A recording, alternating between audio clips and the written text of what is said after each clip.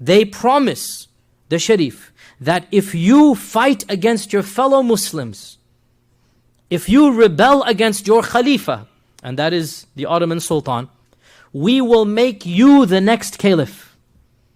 And we will give you a united Arabia. By Arabia, we don't mean Saudi Arabia. We mean the Arab lands, Damascus, Baghdad, everything in between, Syria, Lebanon, Jordan, everything, Arabia. You shall become the Khalifa of a united Arabia.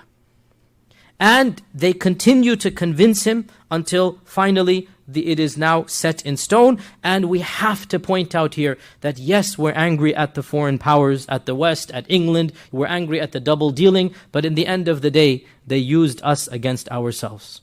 In the end of the day, we have to put the blame where also it lies. And Muslims are also guilty, just like every other party is guilty. And we have to acknowledge the greed and the power struggles on all sides. And here we have a copy of one of those letters. If you take a look at it on your slide, this is a copy. If you look at the date, can you see the date on there? October 24th, 1915. I want you to read this. That subject to the above modification, Great Britain is prepared to recognize and support the independence of the Arabs in all of the regions within the limits demanded by the Sharif of Mecca. Notice, very clear here. This is the original letter, by the way. You see Henry McMahon, you see the signature. This is the original letter.